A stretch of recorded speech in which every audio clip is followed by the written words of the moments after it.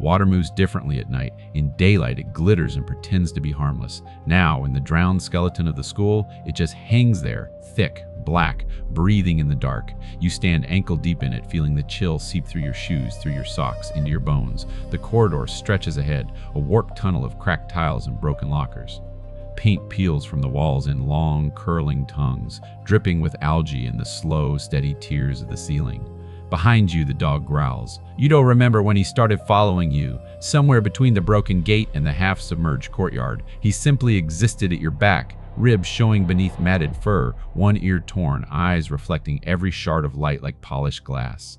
He shouldn't be here. You shouldn't be here. But the radio in your hand keeps hissing, a small, battered emergency transceiver from the volunteer station, its metal cold against your palm, red LED flickering like a heartbeat that can't decide whether to stop. You press it closer to your ear, careful not to let it touch the water. The static crackles, swirls, then folds into something almost like a voice.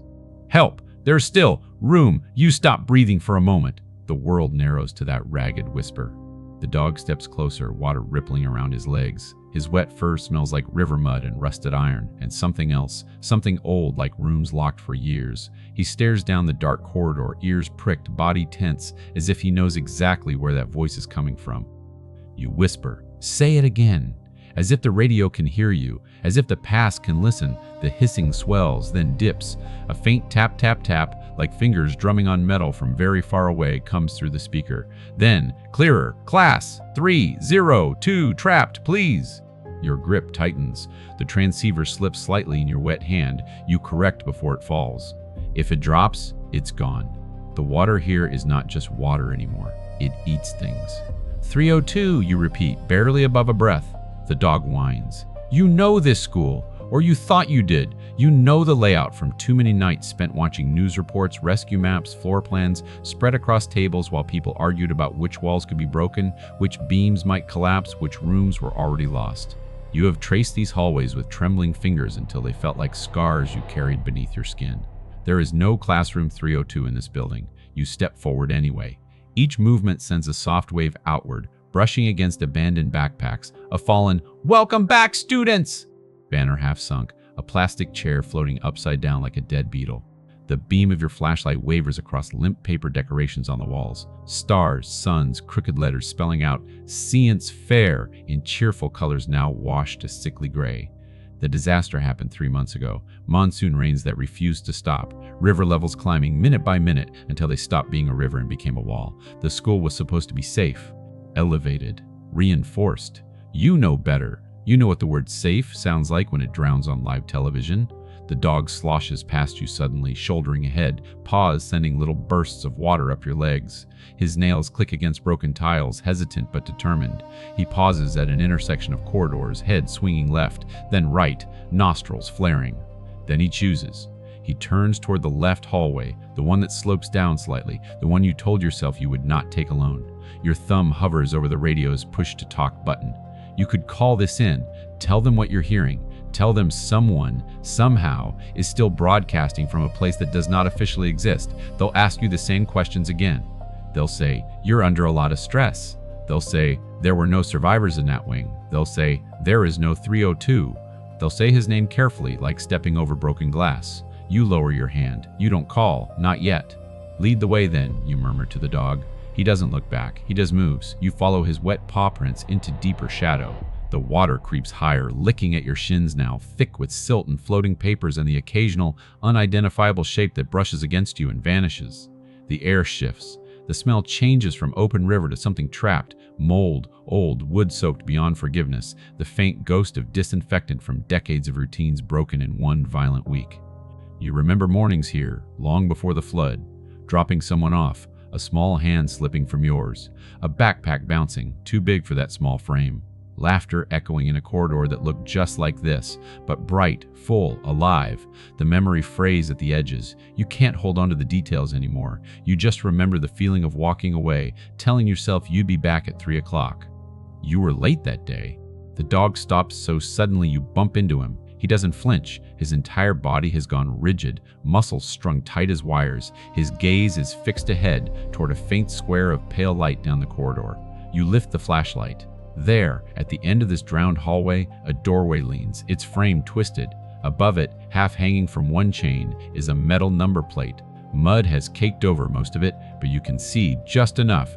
3-0. You wade closer, heart pounding in a rhythm the radio seems to echo with its irregular flicker. The plate swings slightly when a breath of wind snakes in through some unseen break in the wall. As it moves, the mud cracks, flakes falling into the water like dark snow. The last number clears. Classroom 302. You have never seen this door before. It shouldn't be here. Not on any map you've held. Not in any memory you can reach. There is no third floor in this wing. There never was. The dog backs away from the threshold, ears flattened, water swirling around his legs. He doesn't bark now. He just stares at the gap beneath the door where the waterline marks a darker stain. His chest rises and falls too fast. The radio crackles. Louder now. Help, please, water, can't, breathe. The voice is clearer. Young, not a man, not a woman. High, but not quite a child. That uncertain age in between, when voices crack and lengthen and everything feels temporary. Your heart misfires. For a moment, the corridor around you fades. The school, the flood, the dog, the rot all become background noise to that voice. It hits you with the force of a memory you aren't prepared to carry. You know that tone. You have heard it shout across the playground. You have heard it ask for one more story before bed. You have heard it once calling your name from a crowd. You don't want to believe it, but the shape of the sound is right. It sounds like your child. The thought arrives, and something deep inside you shatters, rearranges, then pulls itself upright again. Not with hope. Not yet. With something meaner, sharper. If this is a joke, you whisper to the empty corridor, to whoever, whatever might be listening. Ow! Your voice breaks. The rest of the sentence drowns in the echo of dripping water. You reach for the door handle. The metal is slick and unnatural, cold, as if it hasn't shared the same months of heat and flood as the rest of the building. Your fingers slide for a moment, then find purchase. The dog lunges forward suddenly, teeth flashing as he snaps at your wrist, not to tear, but to push it away. His jaws clamp down just hard enough to hurt, not hard enough to break skin. Shock flares through you, bright and hot. "Hey!" you shout, yanking your hand back. Water splashes up against your thighs. He releases you immediately, whines low, then steps between you and the door. His entire body blocks the threshold now, fur bristling, gaze fixed not on you, but on whatever lies beyond the warped wood and rusted hinges. The radio erupts with noise, static, then the sharp knock of something hitting metal. Then, "Mom?" The word slides through the speaker, thin and distorted, but intact. The breath you drag in tastes like chemicals and river rot and old grief. "Mom, it's dark. Please, we're still here. Don't leave again." The flashlight beam trembles, turning the door into a jerking, shadow-slashed rectangle. The dog lets out a high, desperate bark that bounces off the flooded walls and breaks into fragments. You know this can't be real. You know the timeline. You know what the divers found and what they didn't. But the disaster stole more from you than a house in a future. It stole the luxury of not checking. Water slaps against your knees as you push past the dog. He tries to hold his ground, claws scraping on tile, but you shove him aside with your hip. He skids, regains footing, then circles around, frantic, barking now in sharp, rhythmic bursts. You grab the handle again. This time the metal feels warmer, like someone has just let go of it from the other side. "Stay back," you tell the dog, though you know he won't. You twist. The latch complains with a drawn-out screech, then gives. A thin line of even darker darkness appears as the door cracks open, water seeping through from the other side as if the room is bleeding into the hall. The smell hits you next, stale air, old paper, something electrical and burnt beneath it all. The radio in your hand crackles so violently you fear it will burst. "Don't open it," a new voice gasps through the static. "Older, male, panicked. If you open..." The transmission cuts off mid-syllable. Silence crashes down, sudden and almost physical. No voice, no knocking, just the steady drip, drip, drip from the ceiling and the distant, muffled rage of the river outside. The dog whimpers, backing away, but his eyes never leave the widening gap. You nudge the door further, just enough to fit your shoulder through, just enough to lift the flashlight and send its beam slicing into the unseen room beyond. For a heartbeat, all you see is dust. Dust caught in the light like a galaxy of tiny drowned stars, swirling in air that hasn't been disturbed in years. Then something moves at the far edge of the beam, a shape, small, sitting on a desk half submerged in black water, hands folded, head tilted just slightly as if listening. You step closer, the water inside the room colder than the corridor, hugging your legs like ice. The radio is silent against your palm, but your heart drums loud enough to fill the space it leaves. The shape turns its head. You freeze. The beam of your flashlight climbs, slow and shaking, from shoulders to neck to face. The face looks directly at you, and in that instant, you recognize it. Not from the present, not from any news broadcast, but from the photo still pinned to the empty wall above your kitchen table. The one no one has had the courage to take down. Your voice doesn't work. Your throat becomes a locked door. The figure blinks once. Water drips from their hair onto the desk in soft, metronomic drops. Their lips part, as if to speak. Behind you, the dog explodes into furious barking, the sound ricocheting off the walls, turning the small room into a cage of noise. The lights, where there should be no lights, flicker weakly overhead. And then, from somewhere below the surface of the water, directly beneath your feet, comes a new sound, a radio signal. Stronger, closer, rising. The sound beneath the water keeps pulsing. Not quite a voice, not quite static. Something in between, like a heartbeat made of electricity. It vibrates through your boots, travels up your legs, lodges somewhere behind your ribs. You want to step back. Your body doesn't listen. The figure on the desk doesn't move now. They just watch you, still as a photograph, eyes too calm for the panic bleeding through the room.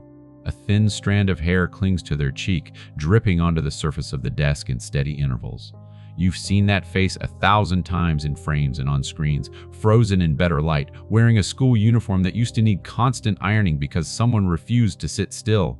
Here, half drowned in shadow, the details are wrong. The skin is too pale, like paper left in a dark drawer. The clothes don't match anything you remember buying. The collar is unfamiliar. There's a small emblem stitched on the chest, 3 circles overlapping. But you don't recall any school in this town using that symbol. Your mind claws for explanations. Hologram, shock, a trick of the light. The water around your legs whispers with hidden currents. The dog forces his way in beside you, chest brushing your knee. He doesn't wade any farther than the doorframe. His fur stands on end, each hair charged with tension. His gaze darts between the figure on the desk and the black surface at your feet, as if he can't decide which is more dangerous. Mom. This time, the word doesn't come from the radio. The figure's lips move. The sound is soft, like a memory spoken from the next room. There's a slight echo, as if the syllable bounced off walls you can't see. Something in you leans toward that voice with the desperation of a drowning person reaching for air. No, you manage, and the word tears its way out, ragged. You can't. The rest disintegrates before reaching the air. The figure tilts their head, studying you. Their eyes flick down to your hand, to the radio you're crushing in your grip, then back up again. The corners of their mouth twitch, almost a smile, almost a grimace. You came back, they say. The room shrinks. The ceiling drops. Back! The last time you saw the old school, water was already climbing the front steps. Parents pressed against barricades, phones raised like helpless shields, voices rising and crashing and breaking. You remember pushing through the crowd until officers blocked you, a firm hand on your shoulder, words you didn't hear over the roar in your ears. You remember the list, who got out, who didn't. There was no back to come to, not really, just a number beside a name and a box ticked on a report. You're not them, you say, and it sounds like you're trying to convince yourself and the room and the river outside all at once. You're not! The dog barks sharply, cutting through your denial like a knife. He lunges forward, splashing water over your knees, and throws his paws up against the desk. The impact sends a small wave across its surface. The figure's legs blur for a second, just a fraction of a second, as if they flicker between solid and not. The dog snarls at that distortion, teeth bared. The radio in your hand erupts again, this time with a rapid stream of sounds. Don't trust, not real! Under, basement, please, someone, 32 is! The transmission shatters into fragments. Stop, the figure says. Their voice sharpens, loses the sweet edge, becomes flat. Their gaze drops again to the radio. Turn that off! You don't! Instead, you flick your thumb over the dial, trying to hone the signal. The device is old, the knob stubborn with rust, but the LED shines brighter now, steady and unblinking. Who are you? You ask the figure. Your own voice sounds distant, like it's traveling down a long corridor before reaching your ears. What is this room? They blink slowly, as if offended by the question. It's my class, they say. You promised you'd be here by 3. Cold crawls up the back of your neck. Somewhere inside your skull, 2 timelines grind against each other, sparks flying in the dark. 3. The last normal timestamp you remember. Behind you, the dog drops back into the water, jerking his head toward the door. He whines urgently, then looks at you, then at the hallway, as if begging you to leave. He doesn't understand this voice, this face, this guilt. The radio static fades for a heartbeat. Then another voice arrives, calm. too calm. Any units at Old Riverside School respond. It's the volunteer station, the one you left hurriedly, insisting you'd only be gone a few minutes. The one where they frown when you linger over the old maps, where they exchange glances when you ask if anyone else has heard phantom transmissions. You bring the radio closer to your mouth. This is... You stop yourself from saying your name. They've attached too many rumors to it already. This is Volunteer Mobile 2. I'm at the site. A pause, static like someone thinking. We didn't dispatch anyone there tonight, the station replies. What's your status? The figure on the desk tilts their head as if hearing both sides of the conversation, though the radio speaker is barely loud enough for you. They raise one hand slowly, palm outward, like they're asking you not to say it. You hesitate. There are protocols. You helped write some of them when you needed something to do besides stare at old photographs. You know you should report the voice, the room, the fact that you are standing in a place that should be solid wall. But you also know what happens when you say your child's name on a channel everyone listens to. You've done it before. You remember the way silence followed, long and heavy. Nothing urgent, you lie, hearing the crack in your own tone. Just verifying a signal anomaly. I'll report back. Copy that, the station says slowly. Be advised, river levels are rising again. You've got, at best, an hour before we call everyone in. Don't stay alone in there. The irony drifts between you and the dark. Understood, you answer. You thumb the radio to standby, not off. You can't bring yourself to cut the connection completely. The figure watches you. The expression on their face shifts, something like disappointment passing briefly through, quickly replaced by neutrality. They don't hear us, they say. They never do. Your patience fractures. What do you want? The question rips out louder than you expect, bouncing off the ceiling panels, making the dog flinch. Why now? Why like this? The figure's attention moves past you, to the dog. A small smile ghosts across their mouth. He tried to stop you, they say. He remembers. Your gaze drops to the animal, to the way his paws paddle nervously in place, how he refuses to go deeper into the room. There's a scar across his muzzle, white against the dark fur. You wonder where it came from. Remember what? You ask. The figure doesn't answer. Instead, they slide off the desk. The movement is too smooth, as if the water offers no resistance at all. They land silently, though the water reaches halfway up their thighs. No splash, no ripple. The dog growls, a low, continuous vibration. You keep looking at me, the figure says, taking a step closer, like you're trying to decide whether I'm possible. Your fingers tighten around the flashlight. Your knuckles ache. I'm trying to decide whether I'm losing my mind, you say. They shrug, a disturbingly familiar gesture. You've seen it in the mirror, in your own shoulders. Does it matter? They ask. If I'm here, and they're here, and you can still change what happens? They? You repeat. They nod toward the floor. The sound beneath the water surges, no longer a vague pulse but a busy, layered murmur. If you focus, you can almost separate it into multiple threads, different rhythms, different cadences. It's like standing above a room packed with whispering people, their voices muffled by thick glass. They're waiting, the figure says. We've been waiting for you, you swallow. The motion hurts like forcing down broken glass. And if I walk away, you ask? The figure's eyes harden. You've tried that, they say, for 3 months. The hallway behind you seems to lengthen in your mind. Exit signs, stairwells, the open air beyond the broken doors. You could leave now. Step back into the corridor, follow the dog out, let the river erase this room for good. Tell yourself it was exhaustion, an auditory mirage, a mind clinging to what it lost. But the problem with being the one who didn't make it in time is that every choice afterward feels like another lateness. Somewhere inside you, a line is drawn. It's thin, but it holds. You take a step deeper into the classroom. The water climbs to your knees, cold enough to sting. Papers float past, soggy worksheets, pages torn from notebooks, an attendance sheet with names blurred into ink smears. Your flashlight beam catches on something metal beneath the surface, half buried in silt. You crouch, ignoring the way the water soaks the hem of your clothes, and reach down. Your fingers close around a handle. You pull. A portable radio rises from the murk, a larger, older model than the one in your hand. Its casing is cracked, antenna bent, but the power light glows a faint, ghostly green. The dog barks sharply, as if he recognizes the object as another threat. You wipe thick water from its surface with your sleeve. There, on the side, a label has been carefully printed in neat teenage handwriting. Room 302, emergency channel only. You stare at the letters until they blur. Was this always here? You whisper. The figure nods once. We used it for drills, they say. They said if anything bad ever happened, this would keep us connected. The irony lands heavy in your gut. Because when the real emergency came, the power failed, the signals died, and connected became a word people used in press conferences, not in classrooms filling with water. You glance at the far corner of the room. A wall clock hangs crooked, its glass shattered, hands frozen at a time that makes your stomach twist. 3007. How is it still working? You ask, lifting the old radio. The figure only watches you. Their eyes seem deeper now, shadows gathering at the edges. Turn it on, they say softly. Properly, not halfway.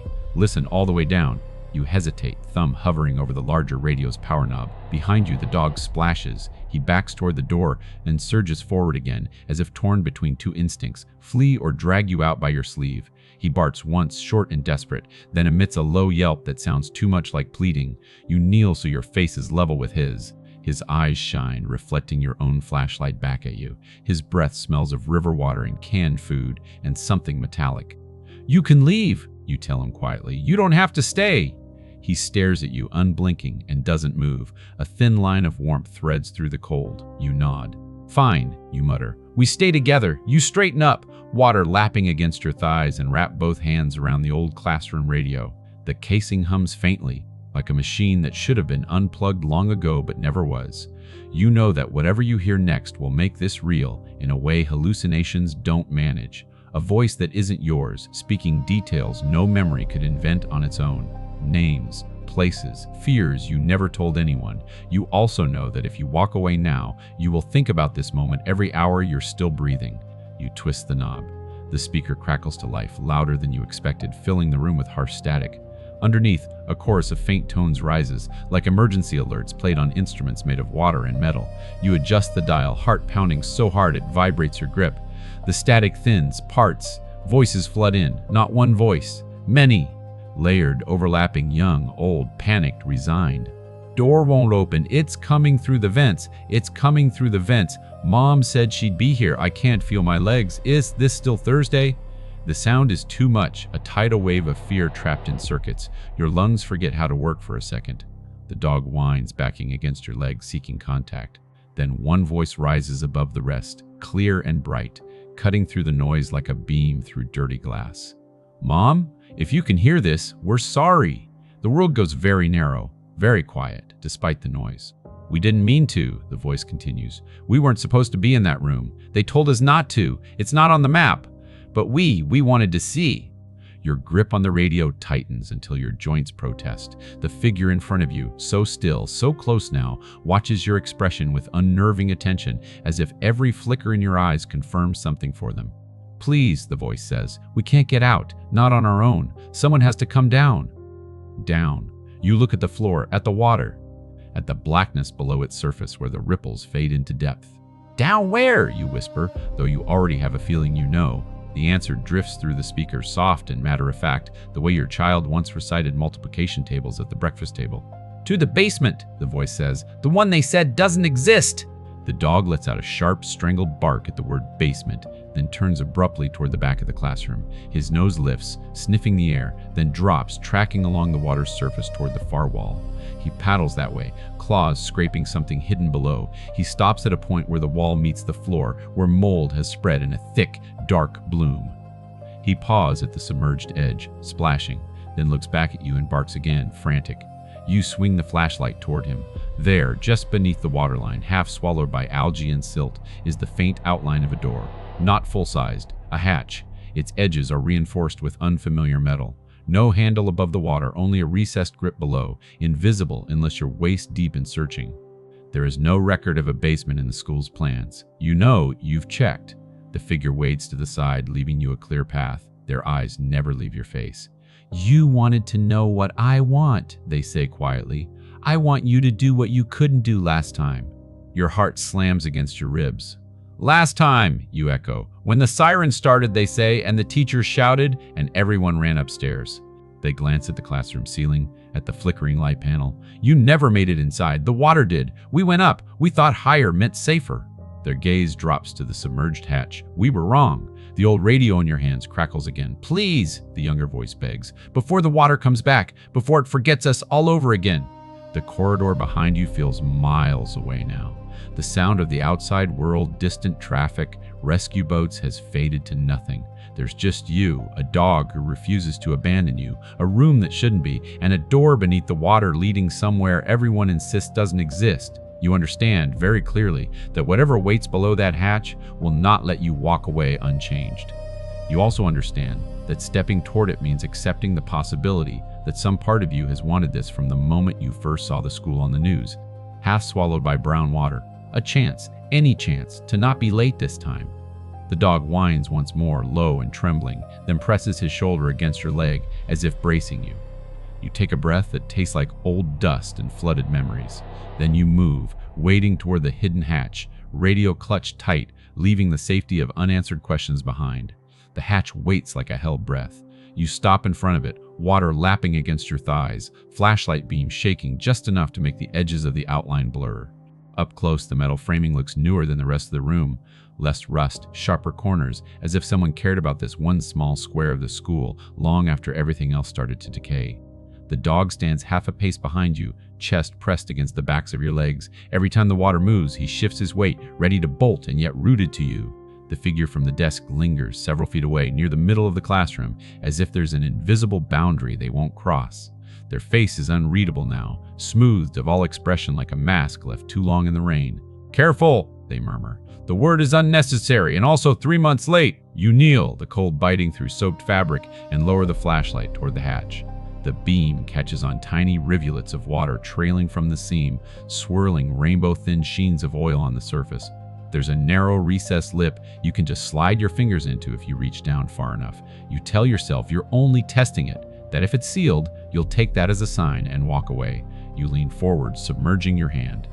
The water down here is colder, somehow denser, as if it's had time to learn how to resent anything that disturbs it. Your skin prickles, then goes numb almost instantly.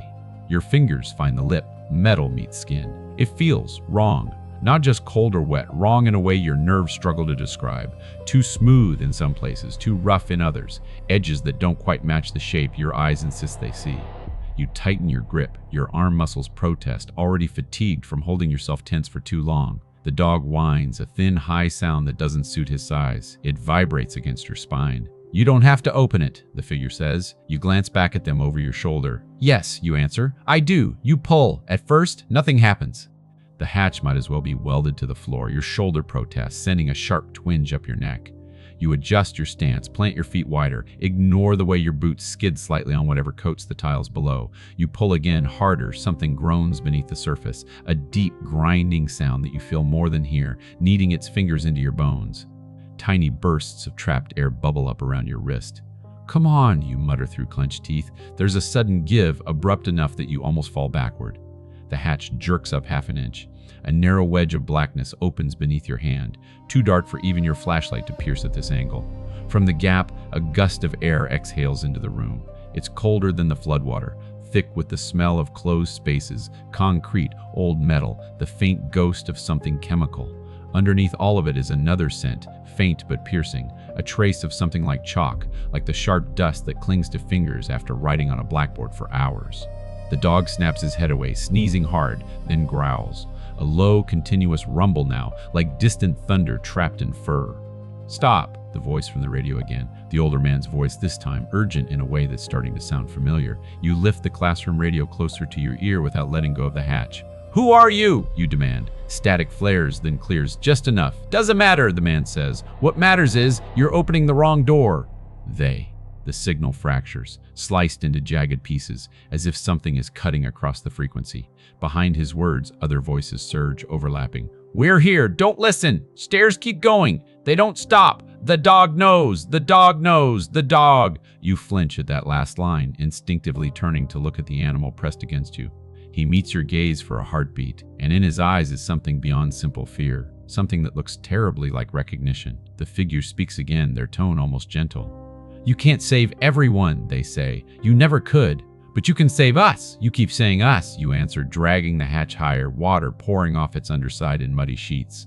"Who is us's?" The figure tilts their head. "The ones who were in the room when the alarm didn't sound where it was supposed to," they answer. "The ones who took the wrong staircase because the teacher shouted and the hallway flooded and there was no time to be right." A memory rises, unwanted, A meeting in a too-bright office after the flood. A map on the wall marked with arrows and X's. Someone using words like egress and flow pattern, as if they were talking about anything other than children. You remember your own voice, hoarse, asking why the doors were locked in the first place. No one answered directly. You wrench the hatch open the rest of the way. Beneath, the water drops into a square shaft. The flashlight beam reveals steep concrete steps descending into the dark, each one drowned for the first few feet, then gradually emerging as the levels drop. The lower steps glisten with moisture but are no longer submerged. You listen! From below, very faint, comes the suggestion of echoes. Not words, just the shape of sound bouncing off enclosed spaces far down. The classroom water drains slowly into the open hole, forming a small whirlpool that tugs at your legs. Papers and bits of debris swirl around, pulled toward the stairs like offerings to something hungry. The dog backs away from the vortex, growling still. When the flow slows, he creeps forward again, sniffs the top step, then yanks his head back so sharply you hear his collar jingle. "He doesn't want you to go there," the older voice says through the radio strained. "Listen to him, please. They use familiarity. They use regret. That face you're seeing." The device in your hand emits a high-pitched squeal. You wince, jerking it away from your ear. The squeal intensifies, then cuts off. Silence slams down over the channel. No static, no voices. The tiny green light dimly pulses, like something struggling to keep breathing, then steadies again. The figure's eyes darken. "They always interfere when someone gets close," they say. "They?" you repeat. You're tired of that word, tired of pronouns that hide instead of reveal. "Whoever built the basement," they say. "Whoever decided this was the safest place to put us when the water came." The dog's growl deepens, rumbling up from his chest. He steps between you and the open hatch now, as if he's changed his strategy from flee to block. "You're not real," you tell the figure, though it's as much to the hole in the floor as to them. "Does it matter?" they ask again, and you realize you don't have a good answer. Real or not, the voices are there. Real or not, the hatch is open. Real or not, your choice stands unchanged. You test the first step with your boot. It's slick but solid. The water that still clings to it is icy enough to send a sharp jolt up your leg. The staircase spirals down and out of sight after a few turns. You shift the smaller emergency radio to your belt, clip it to a loop with fingers that don't quite want to cooperate, and keep the larger classroom radio in your left hand, flashlight in your right. You need both, a way to see and a way to hear. The dog plants himself firmly at the top of the stairs, front paws on the first step, back paws on the classroom floor, as if refusing to choose. "Stay," you tell him. He ignores you. You try again, softer. "You don't have to come." He stares at the darkness below, fur bristling until he looks twice his size, and moves one paw down to the second step. Just one. Testing. He's going to follow you anyway. You can see it in the set of his shoulders, in the way he keeps glancing between you and the hole, weighing risks you'll never fully understand. "Fine," you whisper. "Then we go together." The figure smiles, a small, satisfied curve of the lips that makes something old and raw inside you recoil. "Good," they say. "Hurry, you start down." The first length of the staircase is underwater. It swallows you slowly, inch by inch, shins, knees, thighs. The cold takes your breath for a moment, forcing you to concentrate on the basic mechanics of inhaling and exhaling. Each step finds uncertain purchase on slimy concrete. Behind you, the dog ventures deeper, pressing close to your back. His breathing echoes in the confined space, louder than it should be. His claws scrape occasionally, sending tiny echoes chasing themselves down the shaft. The light above, the flickering panel in classroom 302, shrinks as you descend. It becomes a pale, rectangular halo, then a smudge, then nothing. Your flashlight is the only brightness left. Its narrow cone cuts through the dark, revealing the repetition of gray steps and damp walls. Mold blooms in patterns like maps written in a language you can't read. Condensation beads on pipes running along the ceiling, fat droplets forming and falling in an irregular rhythm. Tap, pause, tap, tap, tap. At first, you think it's random. Then, a part of your brain, the part that has spent long nights listening to emergency frequencies and scribbling notes, pricks up. Morse, you stop. One foot on a lower step, one still higher. The dog bumps into your calves and then stands still, as if he senses the change. You lift the flashlight toward the pipes. Droplets continue to form and fall, but now you hear another layer. The faint metallic ring of something striking the pipe from somewhere farther down. Not water. Deliberate. Short. Long. Long. Short. Your mind stumbles through half-remembered patterns. You're not fluent, not really, but you've seen enough cheat sheets taped to consoles to recognize a few letters. SOS. The basement, it seems, has learned human tricks, or the people in it have found ways to talk to anyone stubborn enough to come chasing impossible classrooms. Do you hear that? You whisper, though you know the dog can't answer and the figure has stayed behind. The classroom radio crackles faintly as if in response. "We're here!" a muffled chorus breathes. "We're below. Don't! Stop! You force your legs to keep moving!" The spiral continues. The walls tighten, the air grows thicker, tinged now with something acrid, like the ghost of smoke that never found a window. For a moment, your vision narrows, the steps blur at the edges, your pulse hammering at your temples. You close your eyes just long enough to steady the world, then open them again. You can't afford a misstep here. One slip, and you're tumbling down, bones meeting concrete at ugly angles. The dog nudges your hand with his nose, as if reminding you he's there, a point of living warmth in an environment carved out of cold and old fears. "You picked a terrible night to be brave," you murmur. He snorts softly, a sound almost like disagreement. You descend what feels like 50 steps, maybe more. You've lost count. The monotony becomes a rhythm, your body adjusting. Down, down, down. The voices on the radio rise and fall, sometimes clear enough to catch words, sometimes fading to murmurs you can't decode. Lights went out. Door wouldn't open, teacher said. "I don't like it here. It's too quiet. Is it raining still?" Each fragment hooks into some vulnerable place in you and hangs there heavy. Finally, the stairs widen. The air opens up overhead. You step off the last concrete rung onto a flat floor. Your flashlight reveals a low-ceiling corridor stretching ahead, flanked by thick doors set into concrete walls. The space looks nothing like the school above. No posters, no childish decorations, just utilitarian gray, emergency signage half obscured by grime, the occasional strip of peeling yellow and black hazard tape. A shelter. Someone designed this once with the idea of keeping young bodies safe from something. Storms, maybe, or worse. You can almost see the diagrams in some forgotten architect's office, arrows showing how air would circulate, where supplies would be stored, where supplies would be stored. The dog shivers, water dripping from his coat onto the floor. The sound echoes, magnified. "Which way?" you ask the quiet, because the corridor splits left and right.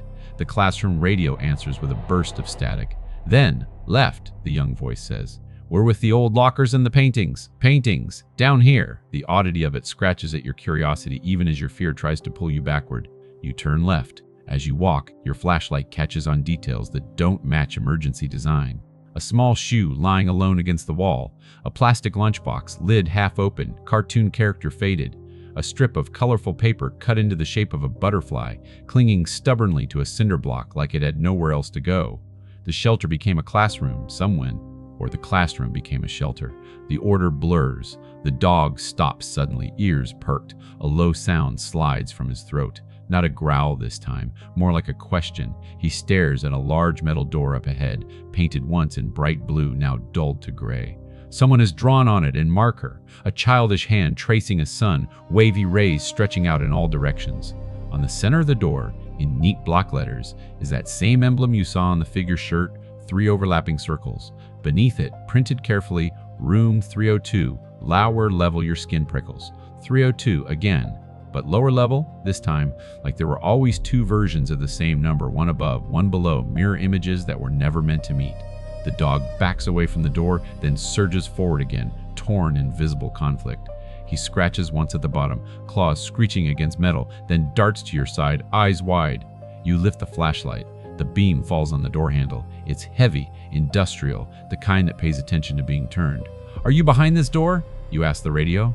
"Yes," the young voice answers immediately.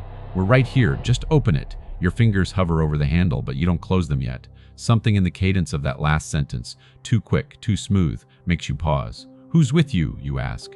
A slight silence. "Then, everyone," the voice says. "All of us. Names," you press. "Tell me names." You don't know what you expect. Maybe a flood of syllables, a list that matches the one on the memorial board in the city square. Instead, the voice offers only one. Yours. It says your name perfectly, with the exact intonation your child used when they wanted something badly and thought charm might get it. Your hand curls away from the handle of its own accord. "Nice try," you whisper. The corridor seems to narrow around you. On the other side of the door, faint but unmistakable, something knocks. 3 times. Slow. Deliberate. The dog lunges at the sound, barking wildly, then recoils as if he's hit an invisible wall. His claws scrabble on the concrete, scrambling for purchase. "Open it!" the radio voice insists now, shudder gone from its tone. "You don't have much time. The river's coming back. You'll lose us. Again. Again." The word hits its target. You can feel your resolve wobble around the edges. You remember the night you didn't make it, traffic and sirens, and a bridge that closed 10 minutes too soon. You remember the helplessness of watching on a screen while water climbed over the school steps. You remember promising yourself you'd never be late like that again, even if it meant chasing static in abandoned buildings. You reach for the handle. The dog hurls his weight against your leg, knocking your knee sideways. Pain jolts up your thigh. You stagger, hand missing the metal by inches. Your anger flares, not at him, not really, but at everything that led you here. It lands on the nearest target anyway. "Stop it!" you snap. Your voice cracks on the last word, echoing down the corridor in sharp fragments. The dog drops instantly, belly pressed to the floor, ears flattened. He whines, a small sound that carries more apology than fear. He doesn't understand the shape of your grief, only the danger threaded inside it. You close your eyes for a moment. You can feel the handle inches from your fingers, humming with potential. You can feel the dogs trembling against your boot. You can feel the weight of the radios, one on your belt, one in your hand, bridging you to voices that may or may not belong to the dead. You stand at the threshold of a door marked with the number that has haunted every form, every report, every condolence card for months. And you don't know yet if opening it will pull you out of the hole you've been falling into since the flood, or drop you into one deeper than anything you've imagined. The knocking comes again from the other side. This time, something knocks back inside your chest. You don't touch the handle right away. You stand there, hand hovering, feeling the cold radiation of the metal without making contact. Your skin seems to sense it from a distance, warning you the way it would warn you about an open flame or a live wire. Behind you, the dog has gone flat against the floor, front legs stretched, hindquarters tucked, as if he's trying to sink into the concrete itself. His eyes are huge in the beam of your flashlight, twin reflections of your own hesitation. On the radio, the younger voice tries again. "Please," it says, "we're so tired." You swallow, forcing your attention away from the ache those words stir, and aim it at something solid. The door, the paint, the emblem with the 3 overlapping circles. "What is this logo?" you ask, more to the air than anyone specific. "It's not the school's." For a moment, the frequency carries only a faint hiss, like breath through teeth. Then a different voice emerges. Feminine, older, weary in a way that feels bone deep. "Emergency Preparedness Initiative," she says. "Private contract, basement shelter for worst-case scenarios." The words land like pieces of a puzzle you didn't know you were solving. "Who are you?" you ask. "Someone who signed papers she shouldn't have," the woman answers. "We thought we were making them safer." You remember a news article months before the flood, something about an experimental safety program, voluntary participation, upgraded infrastructure, specialized training. You skimmed it, half interested, never imagining the name of your child's school in the same line. "Did you put them down here?" you whisper. A pause, thick as sludge. "We ran the drill," the woman says. "They were supposed to come back up when it was over." The dog whines sharply, as if he understands that sentence too well. "And when the water came?" you ask. Static shivers along the line. "The door's auto-locked," she says. "We lost control of the system. That's what they told us." A bitter laugh, quickly cut short. "We believed them until the transmission started." You stare at the handle, the room number above it, the cheerful sun drawn by a hand that didn't understand any of this. No one told you about a basement. No one told any of the parents there was a secondary 302 beneath the foundation.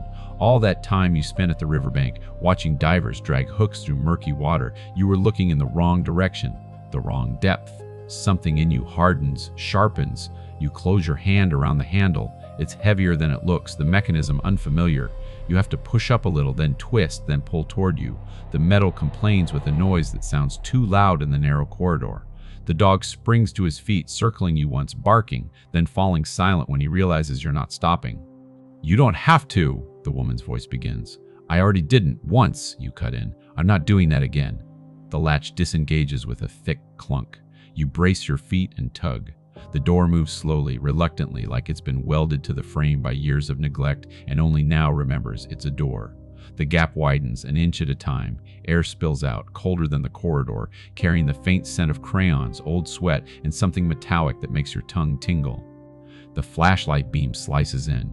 For a second, your brain refuses to process what it finds. There are chairs, desks, posters on the far wall. It looks like a classroom, and your mind tries frantically to paste the upstairs world onto this underground shell. Then the details resolve and the unfamiliarity hits. You step inside. The floor is not tile but raw concrete, painted once in a pale, glossy gray that scuffs easily. Desks sit in neat rows, but they're bolted down, as if someone anticipated movement, earthquakes, floods, panicked feet. The chairs are molded plastic, each with a number stenciled on the back. The walls are lined with metal cabinets labeled with block letters: water, food, medical, radio, blankets. Some doors hang open, their contents disturbed. A few plastic bottles lie on the floor, crushed. An unopened foil packet of biscuits sits alone on a desk, dusty. Children's artwork covers the far wall, held up with strips of tape now yellowed and peeling. The drawings aren't the usual chaos of flowers and houses. These are organized, evacuation routes in colored marker, diagrams of emergency kits, cartoon characters demonstrating duck and cover. Here and there, you spot a shaky attempt at drawing a flood blue lines climbing the sides of a blocky building, stick figures with round, open mouths.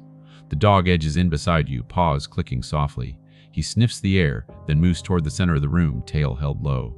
The ceiling is low, lined with thick pipes and vents. Fluorescent fixtures hang in recessed panels, long dead, but every few seconds one of them emits a faint, unnatural glow, like a capacitor trying to discharge a memory of light. At the front of the room, a whiteboard stands on wheels. Someone has written words across it in big, uneven letters layered over each other until parts are illegible. S.A.F.E. here. Stay calm. Teacher said. They're coming. Day 1, Day 2, Day 3. The numbers skip. Day 7, Day 11, Day 18. Your throat feels raw, as if you've been shouting, though you haven't made a sound. You move closer, beam tracing the words. In the corner of the board, smaller, almost hidden behind the layered script, is a sentence written in your child's handwriting, unmistakable in its particular slant. If you find this, tell my mom I waited. Something inside you twists, a knot pulled so tight it might never loosen again. The dog nudges your leg hard, breaking the spell before it swallows you whole. You kneel abruptly, one hand to the floor to steady yourself. The concrete is cold, but that's not what makes your skin prickle. You've knelt like this before, on grass, on hospital linoleum, on your own kitchen tiles, as if the world keeps forcing you to the same posture for different losses. But here, beneath your palm, there's something else. Engraved into the floor, just visible under the dust, is the same emblem, 3 overlapping circles. Around it, etched in smaller, clinical font, property of Riverside Safety Solutions. You remember the lawsuit headlines now, the company name, the statements about unexpected failure of systems under extreme conditions. No one mentioned transmissions continuing for days after the official cutoff. The classroom radio crackles in your hand, pulling you back from the brink. You see it, don't you? The woman's voice murmurs. I see that they were down here a lot longer than anyone told us, you answer, words scraping your throat on the way out. There was no oxygen left on the monitors after 48 hours, she says. That's what we were shown. That's why they stopped searching. We believed. Her sentence trails off, swallowed by a shudder of interference. But the radios kept talking? You finish for her. Yes. You turn slowly, taking in the room. There are other signs of time stretching beyond what official reports allowed. A calendar page pinned beside the door, days scratched out in pencil all the way past the date of the flood and into the following week. Tally marks scratched into one corner of a desk, grouped in 5s. A row of paper cups on the teacher's table, each labeled with a name and marker, ringed with faint residue from water that evaporated long ago. On one desk near the middle row, a small object catches your light. A plastic figure of a dog, its paint chipped. Next to it lies a fabric wristband, faded but still readable, an emergency contact bracelet with your phone number printed in tiny digits. Your own number. The room tilts. For a moment, you're not sure if your legs will hold. You step closer. The wristband is half open, as if it was being taken off when something interrupted. You reach for it, then hesitate. If you pick it up, it stops being part of the room and starts being part of you again. The dog reaches it first. He sniffs the plastic dog, then the bracelet, then sits down abruptly beside the desk, as though he's taken some silent oath. His body settles into a posture that feels terribly like what he was doing when you first saw him outside the school waiting. Do you know this? You ask him quietly, absurdly. He doesn't understand the words, but he hears the tone. He leans just enough to let his shoulder brush your shin. On the radio, a dozen whispers flare up at once. She wrote every day. She said you'd come. She said dogs always find home. You spin back toward the front of the room, toward the board, scanning for more writing. In one corner, half erased, you find a note. I think there's another room. I hear things in the wall. The words wobble, letters uneven. You trace them lightly with the edge of your thumb, careful not to smear what's left. Another room. Another layer to this place. You look up at the walls now, really look. The concrete panels don't form a perfect rectangle. There are subtle seams, slight bulges. At regular intervals, small vents sit near the ceiling, their grates dark. You remember the knocking on the pipes during your descent? The drip pattern that wasn't random. The way the voices sometimes sounded closer, sometimes farther, as if they were moving horizontally rather than vertically. Where are you now? You ask the radio, forcing your voice steady. We're here, the younger voice answers. Immediate, too immediate. Just walk to the back. You'll see us. You don't, yet. Instead, you cross to the far wall where the artwork is densest, mixed among the drawings of drills and floods or other images, stranger ones, concentric circles, spirals, a staircase drawn over and over, descending beyond the paper's edge. In the bottom corner of one drawing, your child has scribbled 3 figures, a stick person with your hairstyle, another with theirs, and a dog with exaggerated ears and a wagging tail. Your chest feels like someone's gripping it from the inside, squeezing slowly. Where did this dog come from? You ask the room.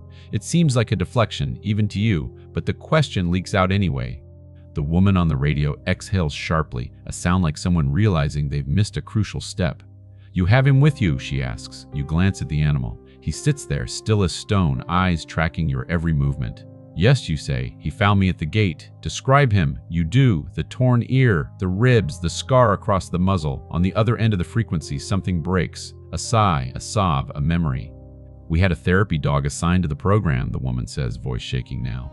Rescued from a flood years ago. They said he'd help the children feel safer during drills. Your heartbeat stumbles. He survived? You ask. We don't know, she says. The last footage we saw on the internal camera was him trying to pull at the teacher's sleeve when the alarm sounded. System cut out after that. The dog shifts, restless, as if hearing his story told without his consent. He paused once at the base of the desk, claws clicking. You let yourself really see him then, not just as a stray that wandered into your orbit, but as a survivor, the scarred muzzle, the way he reacts to doors and stares and specific words, the way he has been guiding you away from certain choices and toward others. He is not new to this place. He has walked these halls before. Hey, you murmur, crouching to his level. Have we met before? He leans forward and presses his forehead gently against your chest, just under your collarbone, holding there. It feels like an answer. The radio's hiss, then quiet. The younger voice returns, louder, impatient. Why are you wasting time? It demands. We're right here, in the back room. You can be with me. You straighten slowly. With you, you repeat. Or with all of you. Does it matter? It does, you say. You turn toward the rear of the room. There is indeed another door there. Smaller, unmarked, partially hidden by a tall metal cabinet rolled to one side. If you weren't searching for it, you could miss it entirely. The dog stiffens again. He plants himself between you and that weird door, this time with a determination that feels more like a line in the sand than simple fear. On the teacher's desk, something catches your eye. A notebook lying open. You cross to it, sidestepping the dog, hands still resting lightly on his back as you pass. The pages are warped from humidity, but the ink is held. It's a log, timestamps, notes, short entries written in different hands. Lights flickered again. Teacher said system reboot, water dripping in vent. Sounds like talking. Radio says help is on the way. Teacher doesn't look like she believes it. You flip ahead. Teacher stopped answering questions. Someone's crying in the wall. Sounds like me, but I'm here. Your skin crawls. On the last written page, a single line sits alone at the bottom, slanting down as if the writer's hand was losing strength. They want us to stay, even if the door opens. You stare at that sentence until the letters swim. Who is they? You ask the notebook, the room, anyone. The radio answers, but not in the voice you expect. The man returns, words pushed out in a rush like he's fighting interference. It's not just the structure down there, he says. Something else is using it, using the frequencies. It doesn't want the connection to end. Your pulse stutters. What is it? You ask. We don't know, he admits. We just know it sounds like people you miss. It sounds like regrets. It knows how to hold on. You look at the rear door again, the unmarked one, the one the pressing voice keeps steering you toward. The dog lets out a sharp, stressed bark, as if to underline the warning. They're here, the younger voice insists, righteous, insistent. We're waiting. Don't you want to see what you lost? Your fingers linger on the edge of the notebook page. You do. Of course you do. That hunger has gnawed at you for 90 days, chewing through sleep and appetite and reason. You have imagined alternate timelines where you left home 10 minutes earlier, where the bridge stayed open, where the rain stopped 1 hour sooner. This room is proof that some of those imagined hours existed, not as salvation, but as borrowed time. Enough for them to write, to draw, to tally, to hope. They waited. If you walk away now, you abandon that waiting all over again. If you go forward, you walk into whatever learned how to mimic it. The dog shifts, pressing closer, his body a warm barrier against your side. You realize with a sudden clarity sharp enough to sting that you are no longer alone in this decision, not just metaphorically. There are 2 lives here now, not one. Okay, you whisper, mostly to yourself. Okay. You close the notebook gently, as if not to disturb the words any further. Then you look straight at the rear door, at the thin line of shadow under its frame. Show me, you say to the radios, to the room, to the thing behind the frequency. Show me what's really behind that door. The classroom lights, dead for who knows how long, sputter all at once. For a heartbeat, the entire room flares in a harsh, artificial glow. In that instant, you see something you couldn't see in the narrow cone of your flashlight. Shadows on the walls that don't belong to you or the dog. Dozens of them, small shoulders, thin arms, heads tilted toward the back. They all face the rear door, and every one of them is standing absolutely still. The lights die again, plunging you back into the narrow tunnel of your own beam. The shadows are gone. Only the concrete remains. The room is still vibrating with the afterimage of those shadows. You feel them lingering at the edge of perception, like fingerprints left on your vision. The dog leans against your leg, trembling. Not in fear alone, but in that uncanny animal way that means, something is wrong here in a way you can't understand, but I can. Your flashlight beam steadies, though your hand doesn't. The rear door waits, silent, unmarked, patient. Behind you, the classroom feels too quiet, too staged. If you listen hard enough, even your breath seems borrowed. You force yourself to move. One step, then another. The dog follows, reluctantly, each pat of his paws sounding too loud on the concrete. He watches the walls, the vents, the artwork everywhere except the door, as if the act of looking directly at it might break something fragile. Halfway across the room, the radio crackles in your grip. A sound like someone clearing their throat filters through. Then the young voice, the one that keeps insisting it's your child, speaks again, softer than before. You saw us, didn't you? You say nothing. It's okay, it continues. You don't have to be scared. We just want you here, the dog growls. A quiet, vibrating warning. Tell me what's behind the door, you say, your voice low, steady. Not the story, not the version that pulls me forward. The truth. Silence, a ripple of static. Then, teacher said we'd be safe if we stayed together. That's not an answer. Yes, it is, the voice insists. And for the first time, a thin slice of something darker threads through the tone. We stayed together. We learned how to stay. We learned how to be patient. You stop walking. The flashlight trembles again. The beam catches something near the floor, scratches. You lower the light. On the concrete just before the unmarked door, hundreds of tiny etchings cover the ground. Lines, curves, tiny shapes carved with whatever tools small, frightened hands could find. Nails, coins, broken plastic. They overlap endlessly. Layers of messages, some hopeful. Open PLS, they said. Wait, still here, but deeper, carved harder, gouged into the concrete with a desperation so fierce you can feel it across time. Don't open, don't let it out. Don't let it top like us. Your pulse stutters. The dog steps closer, nose pressed to one particular carving. A single shaky word. Are you run? He whimpers, a soft, broken sound. You kneel beside him, sliding your hand along his spine. He's trembling harder now. His muscles twitch under your palm, ready to bolt. Easy, you whisper. I'm right here. He presses his weight into you, as if anchoring himself. You lift the flashlight again. The beam sweeps up the rear door. No windows, no label, no handle like the main entrance to the classroom. Just an inset metal grip, lower, heavier like, something designed to seal from the outside, not inside. You look back at the carvings. Don't let it out. Out, not in. Behind you, one of the fluorescent panels flickers again. Just a sputter, no glow. But in that microsecond of illumination, you catch a reflection, not yours, not the dog's. Something standing behind the far row of desks. A silhouette of a small body with limp arms, head tilted too far to one side. You swing the flashlight toward it. Nothing. Just the desk. Just the empty seat bolted to the floor. Your breath shortens. Not in fear this time, but in recognition. The shape wasn't a child. Not exactly. It was only shaped like one. The radio fizzles. A low hum rises, not quite words, not quite static. You raise it to your ear. A chorus of faint voices speaks in overlapping layers. Stay! Don't leave again! Cam! Cam! Cam! Cam! We want to go up! The dog barks suddenly, sharper than before, darting between you and the door. Darting between you and the door. His body becomes a barrier, his posture clear. Do not take another step. Move, you whisper. Please, I have to see. He doesn't. He plants himself harder. You exhale shakily, then stand. You don't push him aside. You walk around him, moving toward the edge of the door instead of the center. You need to think, to breathe, to understand. Your child's voice, real or impossible, calls again through the static. You promised you'd come back. That sentence hits you harder than any ghost could. It's a memory you've replayed every morning for 3 months. A promise broken by disaster and roads and rain. The dog lets out a deep, pained howl, as if he feels the shift in you, as if he knows something and that voice is pulling you too hard. You rest your hand on the cold metal of the door, and the temperature changes. The steel warms under your palm, slowly, gently, like a hand pressing back through the barrier, matching your heat. Your breath catches, not in fear, but in a surge of something worse, hope. "Mom!" the voice whispers now. "Please!" The dog slams his body into your leg, hard, enough to nearly knock you off balance. His nails skid across the concrete, leaving long scrape marks. He's frantic, terrified, trying to stop you with everything he has left. You drop to your knees, grabbing his face carefully, gently, turning his eyes toward yours. "What are you so afraid of?" you whisper. His chest heaves. He presses his nose to your cheek. Then, without hesitation, he turns his head and shoves his entire weight between you and the door, growling deeper than you've ever heard.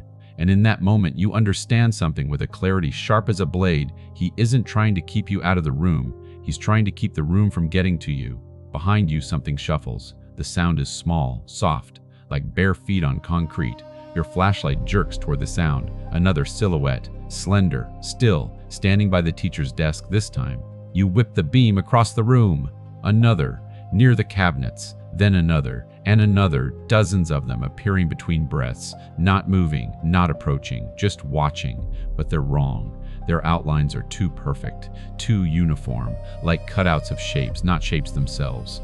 You rise slowly, dog pressed to your side, radio buzzing softly. "Tell me," you say quietly, voice steady despite the tremble in your core. "What are you?" A pause, a ripple across the frequency. Then the childlike voice answers, "We're what's left of all the waiting. Your skin crawls. What does that mean? We learn to make new shapes. You swallow hard. Where are the real children?" Silence. Then a single whisper behind the silence. "Gone."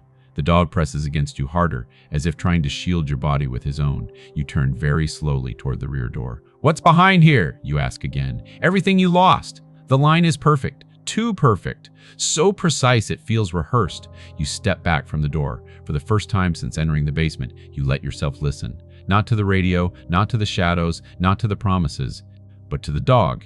He's staring at the vents, at the pipes, at the walls, not the door. His body language is clear. The danger isn't in the room behind the door. It's in the thing that wants you to open it. You take one slow step back. The shadows by the desks tilt their heads in unison.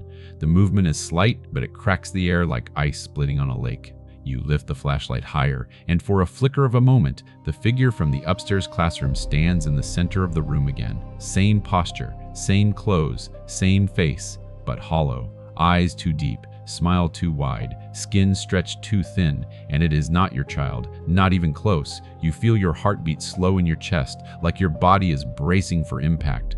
Then, the figure speaks. Not through the radio, not through the room, directly, with a voice layered like a chorus of all the others. "We're ready now." "For what?" you manage, barely. The lights overhead flicker once, twice, and every shadow in the room looks at the rear door. The figure smiles impossibly wide. "For you to open it. You've been standing too long." Your legs know it before your mind catches up. Muscles hum with fatigue. Knees feel grainy, like they've been filled with wet sand. Time in the shelter no longer lines up with the seconds your wristwatch insists it's counting. You glance down. The watch face is fogged over from the damp, but the second hand isn't moving. It's locked in place, halfway between ticks, as if even time itself has decided this room is not its problem.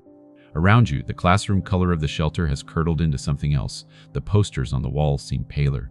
The drawings look like they're fading as you watch, as if someone is erasing the children from their own artwork. The shadows don't move. They just are. A presence at the edge of sight, filling every space between the desks, every gap near the cabinets, each one facing that rear door like worshippers at an altar. Why did you come? The question arrives from nowhere and everywhere. It isn't the radio this time. It isn't even the figure wearing your child's skin. It feels like the room has leaned close to your ear and whispered straight into it. You swallow. Your mouth is dry, tongue sticking to the roof like you haven't had water in days. You called, you say, over and over. You asked for help. The dog presses against you. His fur is cold, soaked, but there's warmth underneath, stubborn and alive. He keeps his body angled between you and the rear door, nose tilted toward the vents, teeth bared in a silent snarl.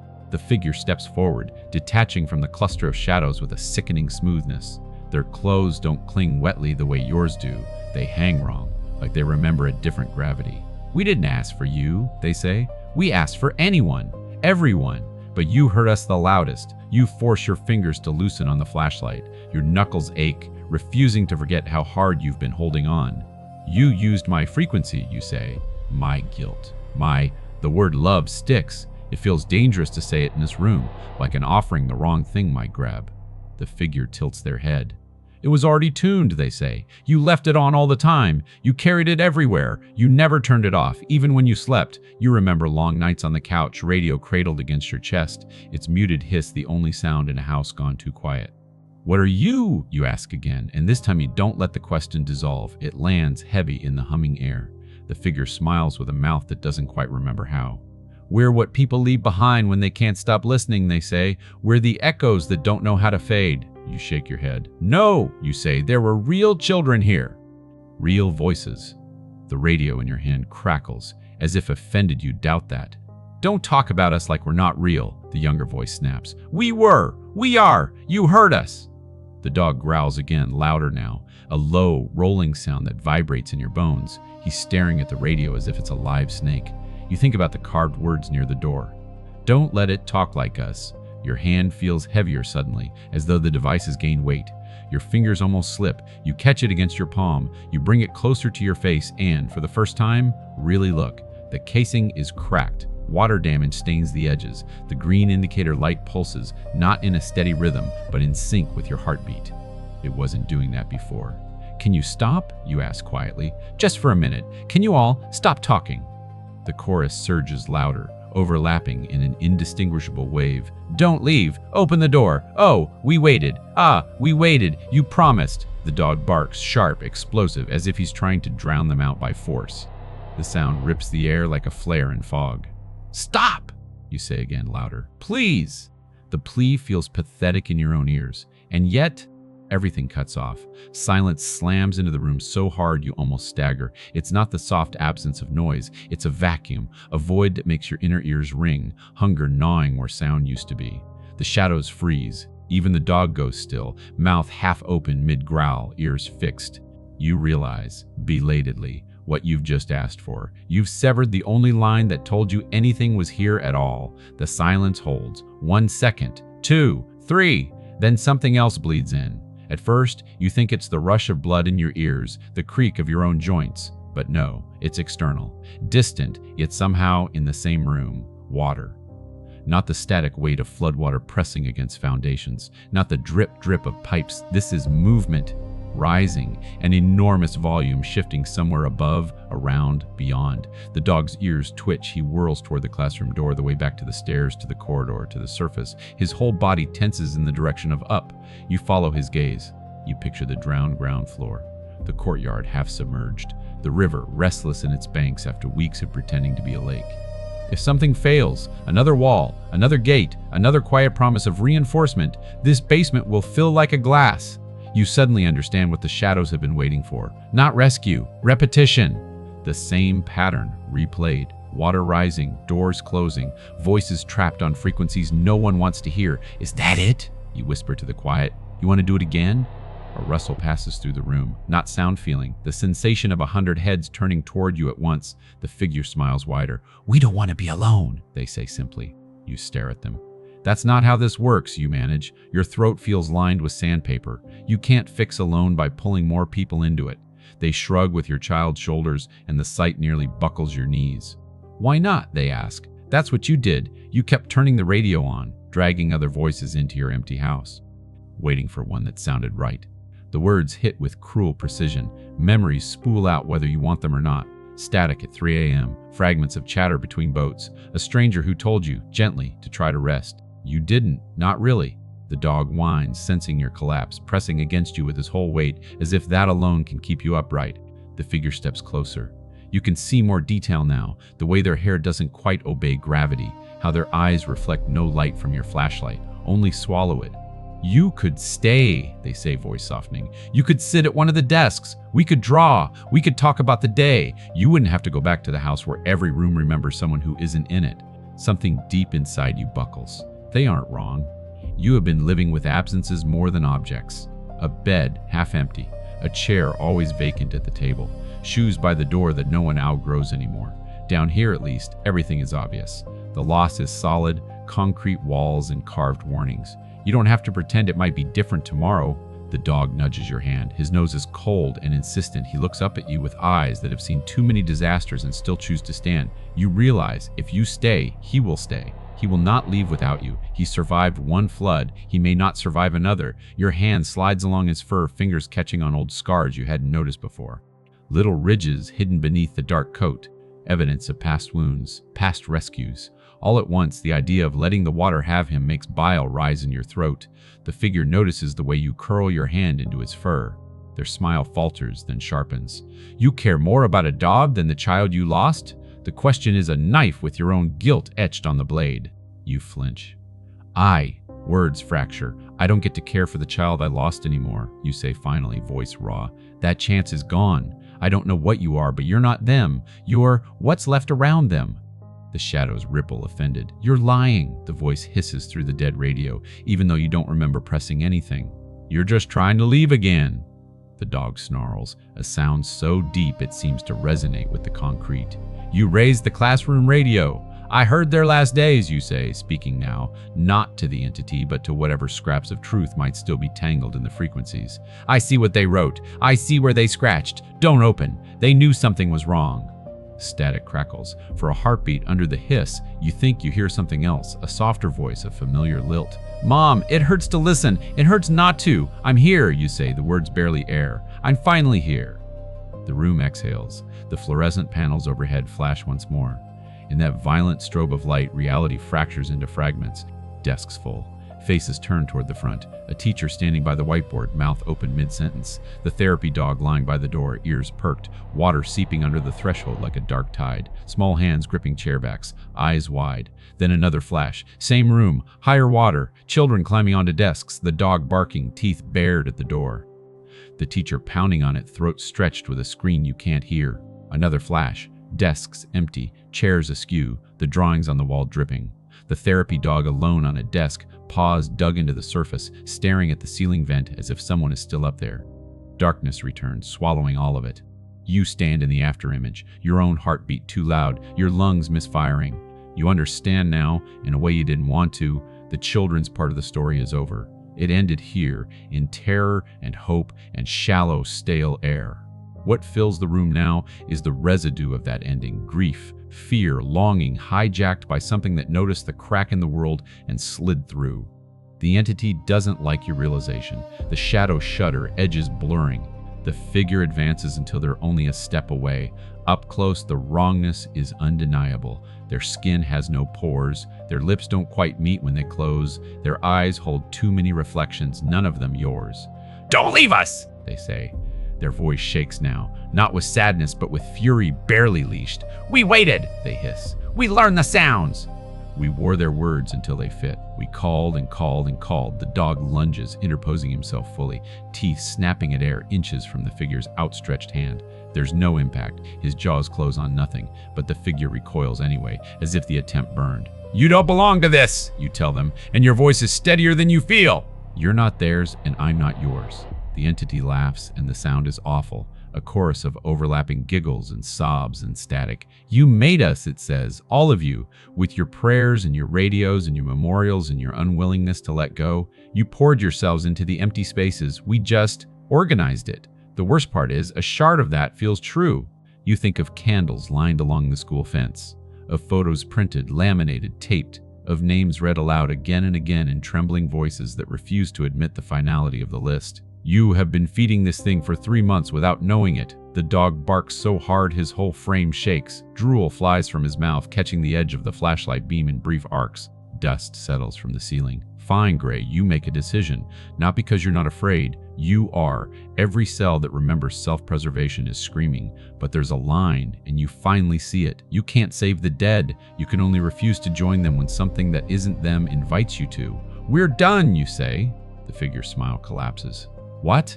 We're done, you repeat. I came. I saw what happened. I heard them. I'm sorry I wasn't here then. I will always be sorry. But I'm not staying to make your echo louder. The dog presses into your side as if to push you, physically, toward the main door. The entity's eyes darken, pupils dilating until they swallow the irises. You think you can just walk out? The shadows begin to shift, no longer still. They detach from the desks, gliding along the walls, stretching thin, then snapping back, creeping closer. The dog snarls again, turning in frantic circles, trying to watch them all. The radio in your hand erupts, every voice at once, screaming, pleading, cursing, begging you to stay, to open the rear door, to let them in, to let them out. The noise is physical, battering your ears, your skull. You stumble. For a moment, the room tilts pitch black. A memory surges up, not from here, but from the worst night of your life. Rain hammering on the windshield, headlights cutting through sheets of water, a police barricade flashing blue and red across the bridge, an officer shouting that the road is closed. You screaming that your child is still inside. You remember the exact moment you realized you weren't going to make it. The exact second hope went out like a candle in a hurricane. You are back there now, standing at a different barricade, underground, facing a door that promises what you know you can't have. And for one terrifying second, you almost give in. You almost drop the flashlight. You almost move toward the rear door. You almost decide that being trapped in a lie that looks like your child is better than walking back into a world where they are gone. The dog does something that he hasn't done this whole time. He cries, not a whine, not a howl, a sound that is halfway between, ripped from somewhere deep, old, full of memory. It is the sound of an animal who has seen water rise before, who has watched doors stay closed, who has waited beside bodies that stop moving. It hits you harder than any spectral plea. Your knees loosen, but instead of collapsing, they push. You turn. You don't look at the rear door again. You don't look at the figure. You focus on the classroom door, the way out, and fix it in your mind like a target. Come on, you say hoarsely to the dog. We're leaving. You take a step. The room snarls around you. The shadows surge, rushing to cut you off. The floor feels thicker, like you're wading through more than air now. Every movement drags, sticky with unseen resistance. The radios scream, the vents rattle, the fluorescent panels flicker in rapid-fire flashes, turning the room into a stuttering nightmare of half-caught images. Faces that aren't faces, hands reaching from walls, water bursting from vents, your own reflection in the whiteboard, older and more hollow than the last time you looked. You force your foot down, then the other. The dog stays glued to your side, shoulder driving into your leg, lending you his momentum. You move like you're climbing a hill made of wet grief. Behind you, the entity shrieks, not in a human way, but like metal tearing under pressure, like a radio dial spun too far into a band where nothing should be. You'll come back, it howls. You always come back. You can't live up there, not without us, not without what you left here. Maybe it's right. Maybe upstairs will hurt in a way down here never does, sharp and bright instead of muffled. But downstairs is ready to close its teeth. You reach the classroom door, grip the handle with fingers that barely feel it. The dog lunges ahead, wedging his body into the gap as soon as it opens an inch, forcing it wider. Cold air rushes from the corridor beyond, stale, damp, but free of the thick, clinging pressure in the room behind you. You drag in a breath that doesn't taste like old fear, just mold and concrete and the river somewhere far away. It's not much, but it's enough. You step through. As your foot crosses the threshold, the shelter behind you screams, not with voices, with silence. All at once, the radios go dead. The shadows vanish, the thin thread of not quite sound that has been humming at the edge of your awareness since you stepped into 302 snaps. For the first time since entering the flooded school tonight, you are truly, utterly alone with nothing but the dog and your own heartbeat. The door slams shut behind you of its own accord. A gust of air hits your back, smelling faintly of crayons and something burnt. You grab for the handle. Your palm meets bare metal wall. No seam, no frame, no sign there was ever a door here at all, just unbroken concrete. The dog presses against your legs, panting hard, steam ghosting from his mouth in the chill air. You lean your forehead against the wall where the door should be. There is no hum, No whisper, no promise, just cold stone under your skin and a single terrible liberating truth settling in your bones. Whatever you almost joined, you didn't, but the children are still gone. And now you have to go back to the surface and live with that, without the static to drown it out. For a long time, you don't move. Your forehead rests against cold concrete where a door used to be. Your hand is still spread flat, palm pressed to stone, fingers splayed as if you could will the seam back into existence by sheer stubbornness. It doesn't come back. The wall is just a wall. The silence is just silence. The dog is the first thing that remembers how to be alive. He shifts against your legs, panting fast. His breath hits the back of your knee in hot bursts, sharp with stress and river stink. His nails click as he adjusts his stance. Then he gives a short, decisive shake, spraying droplets from his coat onto your jeans. The sound is so ordinary it cracks the stillness. You inhale. The air down here is different now that the thing is gone. Lighter. Stale, yes, full of mold and concrete dust, but not thick with that feeling of a crowded, invisible room leaning in.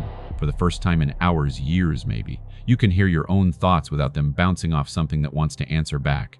You step away from the wall. The corridor stretches ahead, a damp gray throat leading back to the stairs.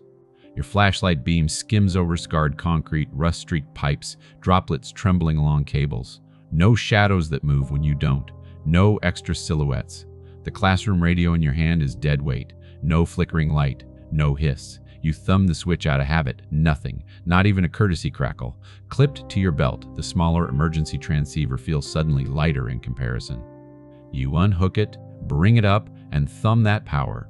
This one answers. A soft hiss blooms in your ear, gentle as a held breath. After the earlier chorus, simple static sounds almost kind. You clear your throat. It feels scraped raw. This is. You hesitate over the familiarity of your own name, then let it go. Volunteer 2. If anyone's on frequency, I'm at the Old Riverside School. Lower levels. For a moment, the only reply is the gentle tide of static. Then, copy 2. We see your ID. The voice is the same woman who spoke to you earlier from the station, the one who admitted she signed papers she shouldn't have. Her tone is clipped now. All business, but you can hear the tension underneath.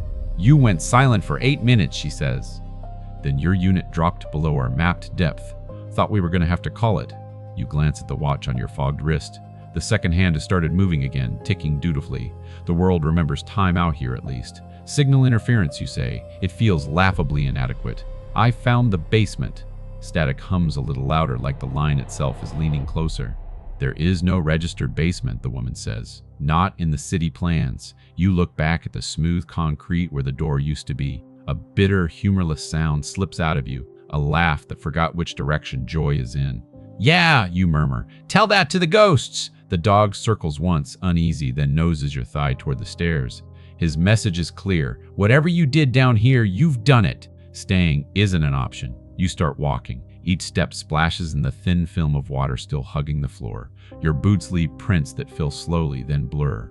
Listen, the woman says, voice tightening. We've got new readings from the river sensors. The levels jumped 10 centimeters in the last 20 minutes. Something upstream gave way. You picture it. The swollen river tugging at its banks, finding new paths, remembering where it once ran. How bad, you ask? Bad, she says. The school's lower ground is going to take the brunt. You need to be out of there 5 minutes ago. Of course the building chooses tonight, this night of all nights, to move from haunted to hazardous. You adjust your grip on the flashlight. Heading up now, you say. Basement stairs are intact. You don't mention the vanished door. You don't have words yet that make sense for that. The dog trots ahead, pulling you gently along with the invisible rope of his urgency. He finds the stairs without hesitation and plants his paws on the first step, looking back as if to say, finally, you follow. The climb is slower than the descent. Your legs were tired before the entity started pulling at them. Now they feel like they've been filled with wet concrete. Each step requires conscious effort. Lift, place, push. The air grows colder as you ascend, then warmer, then colder again. Tiny eddies of temperature where different pockets of old floodwater and new seepage have carved invisible currents. Halfway up, you hear something new. Not voices, not pipes. Rumbling. It's low at first, like distant thunder. The dog stops, ears pricked, nose lifted. The sound deepens, grows. You feel it through the soles of your boots, the staircase trembling in a tiny shiver. Report 2, the station says in your ear. We're getting structural stress pings from the old foundation monitors. Talk to me. You press your free hand against the wall. Fine dust falls away under your fingers. A hairline crack runs alongside the steps, jittering its way upward like a jagged pencil line. "The building's not happy," you say. "Feels like something's shifting. If you feel anything more than vibration, you turn around and find a different route," she snaps. "I don't care if you have to go out a window, just don't be under load-bearing anything." You almost tell her there are worse things down here than concrete. You don't. You keep climbing. The rumble fattens into a continuous growl. Somewhere above, you hear a deep crash, the muted scream of collapsing material followed by a gushing roar, the unmistakable sound of water finding a new way in. The dog whines, then starts moving faster. He pushes ahead, tail low, taking the stairs 2 at a time. "Slow down," you mutter, though part of you wants to run too. A thin spray of droplets hits your face, cool and sudden. You blink. The stairwell opens into the lower corridor. Or it used to. Now, as you reach the last few steps, you see it. Water?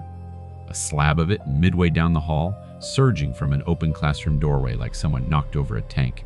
Desks bump against each other in the torrent, plastic legs scraping the walls as the current drags them along. A bulletin board rips free, floats for a moment, then slams into the opposite wall. The level in the corridor rises as you watch, inch by violent inch.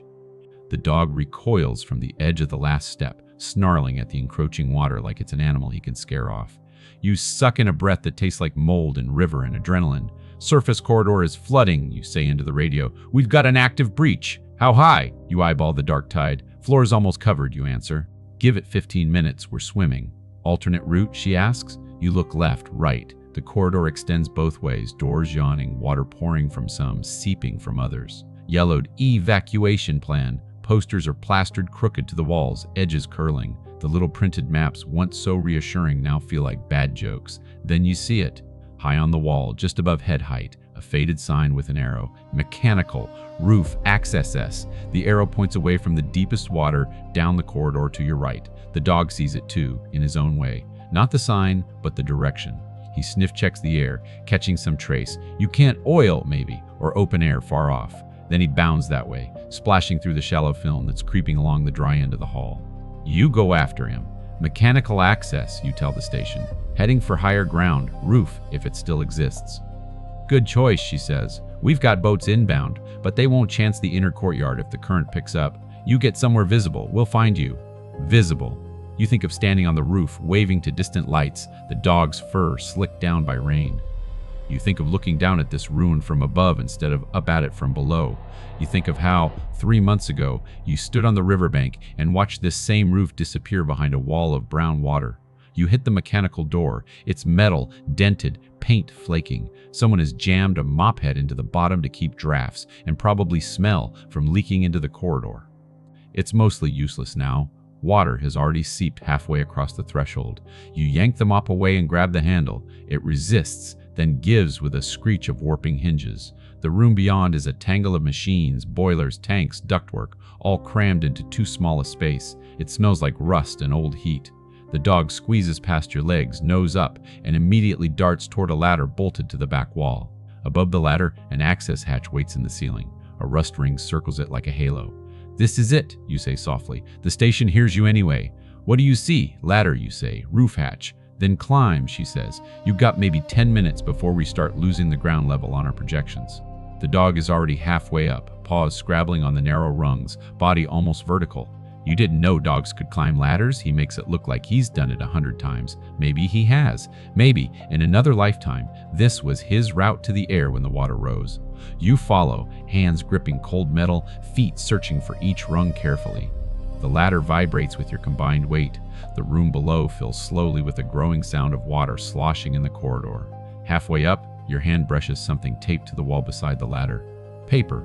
You pause, one foot dangling in midair, and flatten your palm against it to keep from falling while you angle the flashlight. It's another floor plan. Hand-drawn, pencil lines smudged. This one isn't a fire drill map. It's personal. Rough. Basement. Shelter. Stairwell. Mechanical room. Roof. A red line snakes from the shelter to where you are now. Next to it, in shaky letters, someone has written, "I.F. Waiter comes back. Go this way." Beside the note, a name. Your child's.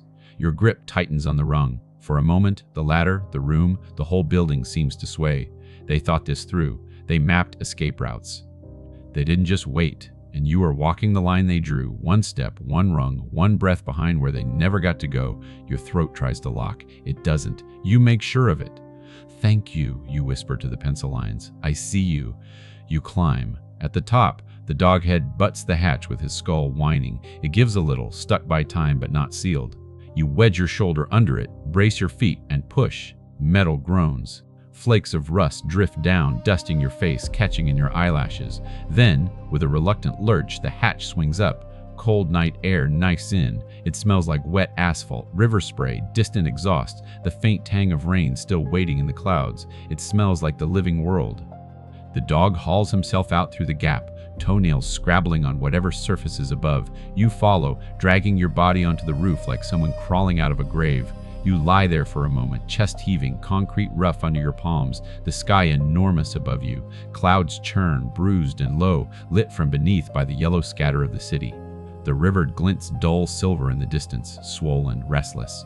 Siren lights flicker along its banks, blue, red, white, tiny fractured reflections of some larger emergency. The dog stands at the roof's edge, hackles raised, watching the water. His silhouette is sharp against the city glow, tail just barely lifted. You push yourself upright. The school roof is not flat as you remember from pictures. It's broken now, scarred. One corner has collapsed inward, creating a jagged crater where a section of the upper floor gave way. Water spills into it from a shattered downspout, roaring into darkness. You stand carefully away from that edge. 2, we're not getting your beacon, the station says in your ear. Did you make the roof? You turn slowly, scanning the skyline. There, a moving cluster of lights sliding along the floodplain road. Beyond, the dark hump of a boat in the river, its own lights dragging wavering lines across the churning surface. Yes, you say. Roof. North side. Copy. If you have any kind of portable light, signal. You glance at your flashlight. Its beam feels pathetic compared to the city's glow, but you swing it toward the road anyway, snapping it off and on in a slow pattern. The dog barks, short and sharp, adding his voice to the signal. Down below, one of the vehicle lights on the road winks in answer. We see you, the woman says. You can hear actual relief now, unmasked. Hold position. Do not move toward the edge. The whole west wall's unstable on our sensors. You back up a step instinctively. The dog doesn't. He's fixated on something else now. He's staring not at the river, not at the road, but at the center of the roof, at an innocuous square of metal protruding from the concrete, an antenna mount, the main emergency broadcast fixture for the school by the look of it. Its cables trail down into a conduit that disappears through the roof straight toward the levels you just left. You walk toward it slowly. The closer you get, the louder the memory of static feels in your skull. Your hand hovers over the metal. It hums faintly, just a residual vibration from wind and storm maybe, but your body remembers the alternative. How many nights did this thing push ghosts into your radio? How many times did it play back last messages, looping them on frequencies no one bothered to decommission because it was too soon, too painful, too expensive? You set the flashlight down. Take the classroom radio out. Lay it on the concrete next to the antenna base. Its casing is still dead. It isn't going to give you anything else. 2, the woman prompts in your ear. Talk to me. Your vital tracker just spiked. I found the antenna, you say. The one that's been feeding the interference. There's a sharp intake of breath on her end. We thought that array went offline when the flood hit, she says. We saw a power drop on the grid. You touch the metal lightly. It's colder than the air. It didn't, you say. Something kept it alive, kept it talking, kept it listening. You look at the dog. He sits down heavily beside you, leaning his weight against your hip, eyes never leaving the antenna. His lips are pulled back enough to show teeth. Not in a snarl this time, just in a grim, determined set, as if he's staring down an old enemy. This is where it started, you murmur, or where it anchored at least. The woman hesitates. What are you thinking, she asks. You wrap your fingers around the base of the antenna. The metal bites into your skin. Your wrist twinges. The effort sends a flare of pain up your forearm. I'm thinking, you say, that if we stop giving it a mouth, it might stop asking for an audience. The dog gives a soft huff, as if in agreement. You pull. The antenna doesn't want to go. Its bolts are sunk deep, rust welded. You shift your stance, put your whole back into it, ignoring the protest of tired muscles and bruised bones. The building rumbles again. Somewhere below, a wall gives up the fight with a deep, resonant crack. The roof shivers under your feet. Whatever you're doing, the woman says tightly, do it fast. Our model just updated. If that west wall goes, the shockwave is going to make your roof feel like a trampoline. You grit your teeth and wrench. Something snaps. For a heart-stopping instant, you think it's bone.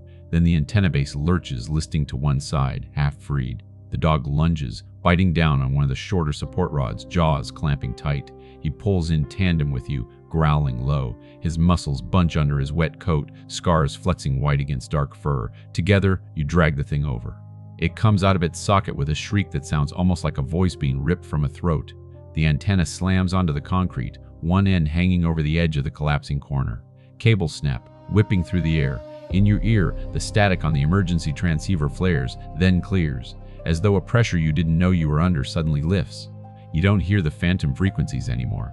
No whispers under the channel, no hints of stolen voices trying to hitch a ride, just the woman's breathing and, faintly, someone in the background calling out coordinates. Below, deep in the concrete belly, something howls, not with sound, but with absence. A vacuum where a pole used to be. You step back from the broken antenna, chest heaving. The dog stands beside you, sides expanding and contracting fast, tongue lolling. He looks tired and triumphant and somehow lighter. Well, you manage. That's one way to hang up. The woman doesn't laugh, but her exhale carries a different weight now. Our noise floor just dropped across half the band, she says. Whatever you did, the interference we've been flagging for weeks, gone. Weeks. You don't realize you've sunk to your knees until the concrete scrapes your shins. Your legs simply stop holding you. The dog sits, then leans into you, shoulders solid against your chest. From here, you can see over the broken edge of the roof into the flooded courtyard. Water churns below, swirling with floating debris, chairs, branches, a pale rectangle that might have been a whiteboard at some point. A new sound rises above the roar of the river. Closer. An engine revved high, a boat's hull slapping hard against rough water. 2, look riverside, the woman instructs. Port Bow spotlight coming your way. You lift your head. A brilliant white beam cuts through the dark, searching. It travels along the line of the building, climbs the brick like a second, artificial moon, and finds you kneeling on the roof, drenched, a scarred dog pressed to your side, shattered antenna at your feet.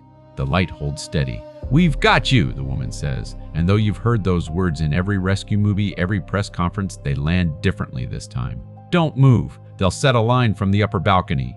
The dog barks once at the beam, then falls quiet, as if satisfied that the humans on the water have finally caught up to what he knew needed doing. You rest your hand on his head. Good job, you whisper. The words feel small compared to what he's done, but they're the ones you have. You brought me back. He leans into the touch, eyes closing briefly. Behind you, beneath yards of concrete and water and erased doorways, something stirs, sealed. It can't talk to you anymore. It can't ride the antenna, can't hijack the radios, can't wear your grief as a mask. It is alone with whatever it managed to collect before you cut the line. You don't know if that's mercy or punishment. The important part is this: you are not down there with it. The spotlight holds on you like a hand. You squint against it, turning your face slightly away, letting your eyes adjust to the smaller, steadier lights in the distance. The patrol boat in the river, the vehicles on the road, the town that somehow stayed above the water this time. The dog stays pressed to your side, shoulder firm against your ribs. His presence is the only thing that feels solid right now, more real than concrete, more dependable than any emergency plan. 2, rope teams deploying, the woman says in your ear. You'll see them come up on the east side. Stay clear of that collapsing corner. You look toward the edge where the roof has caved in. Dust drifts lazily from the jagged hole, catching in the spotlight before dissolving into the dark. Somewhere down there, water grinds against broken beams and shattered desks, an unseen mill that cares about nothing but motion. You step back. The antenna lies on its side like a felled skeleton. Its cables dangle into the broken corner, ends frayed. You can't hear the entity anymore, but that silence has a shape now.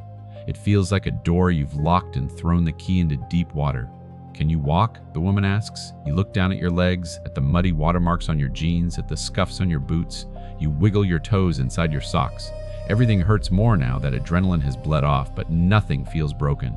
Yes, you say. For now. Then get closer to the east parapet, but don't crowd the edge. They'll toss a line. You'll clip in. Dog's coming too. You glance at him. We don't have a harness for him, you say. We do, she replies. He's not the first four-legged idiot to insist on staying in a danger zone. We learned. That sparks something almost like a smile in you, quick and crooked. You move toward the east side. The roof slopes slightly that direction, enough that water pools along the low lip. Your boots splash through shallow puddles reflecting the spotlight and the orange glow of the city. As you walk, you pass another vent stack. Its metal cap rattles with each tremor of the building. You can't help imagining air moving through it, carrying faint traces of shelter chalk dust and old panic. You keep walking anyway. The dog trots ahead, nose lifted, tail a cautious curve. He stops a body length from the parapet, looks back to make sure you're following, then settles into a sit as if he's decided this is as close as he'll let you get. Wind picks up, sliding under your damp clothes, stealing what warmth your body's managed to rebuild. You shiver, not entirely from the cold. Then you see them. Silhouettes on the neighboring roofline, dark against the clouds. Two figures in helmets and harnesses, moving with the practiced efficiency of people who've spent too much of their lives above ground that might give way. A coil of rope arcs through the air, higher than you expect, then slaps down on the concrete a few meters away. The dog startles, then recovers, sniffing at it cautiously. You move toward the line, fingers already reaching. "Two, that's your lifeline," the woman says. "Clip that into your belt rig and hold on like it's the only thing that loves you." You almost answer that something else already has that job, but the words stick. You grab the rope instead, feeling the rough fibers bite into your skin in a way that's reassuringly simple. One of the rescuers shouts across the gap, voice flattened by distance and wind. You can't make out all the words, but the gestures are clear. Hook in, stay low, move when they say. You loop the line through the carabiner on your belt, hands fumbling only once. The click when it locks closed is louder than the river somehow. They send another coil arcing your way. This one lands closer. The dog jumps back, then cautiously investigates, ears pricked. "Bring him to you," the woman says. "We've got a harness on the line. Slip it around his chest and back legs. It'll feel wrong to him for about 6 seconds. You drag the rope in. A padded harness is clipped to the end, designed for something bigger than a cat, smaller than a person. The adjustable straps smell faintly of neoprene and other people's emergencies. The dog eyes it with deep suspicion. "Hey," you murmur, sinking to your knees beside him. "Just one more weird thing tonight, okay?" He looks at you, then at the harness, then back. You slide the loops over his head, under his belly, around his hindquarters, fingers working quickly. He tolerates it with only one half-hearted squirm. When you cinch the last buckle, he shakes once, then stands, legs splayed experimentally, testing his new constraints. "You're going first," the woman says. "No argument. We get you off that roof, then we talk. Of course they want you off the building before they start asking about basements that don't exist." You glance at the dog. "I'm not leaving him," you say, "and we're not leaving either of you," she replies. "You go down together." On the far roof, one of the rescuers waves, then mimes a descent, hands sliding down an invisible rope. "Step up to the parapet," the woman instructs. "They'll take tension as soon as you lean back. Trust the gear. Trust." You haven't trusted much of anything since the water came the first time. Not levees, not plans, not maps, but right now, you don't have alternatives. You stand, rope tautening between your belt and the anchor point across the way.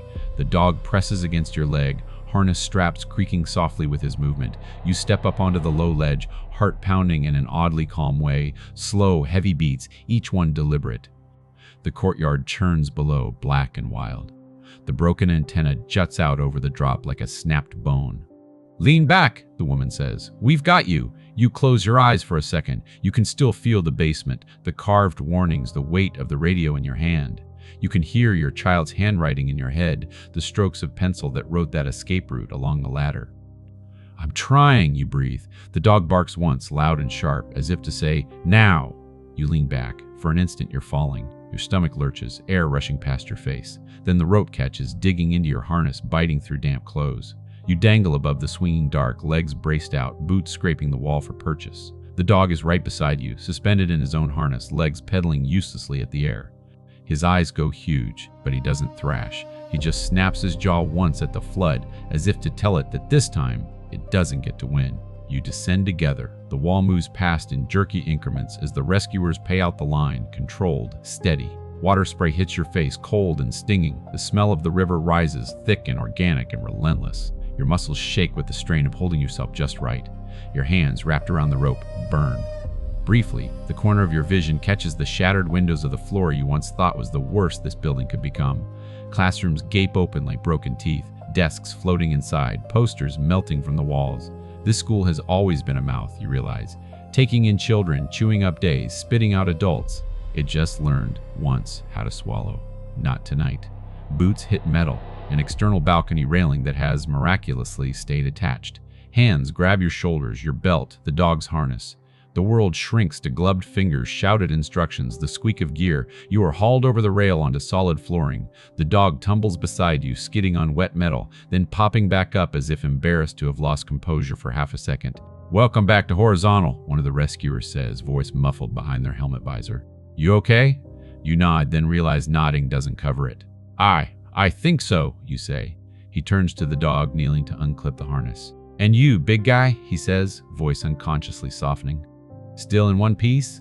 The dog licks his glove, brisk and businesslike, then steps away to shake again, sending droplets everywhere. Through a broken doorway, you see into another ruined corridor. Water surges along it, lower than outside but rising fast. A plastic sign reading Main Office lies face down, the arrow pointing uselessly into swirling debris.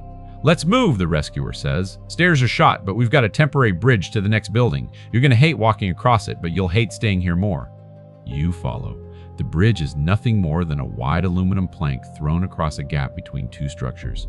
Blue tape flaps along its edges, pretending to be a handrail. The drop beneath is dizzying, a churning mixture of floodwater and falling masonry.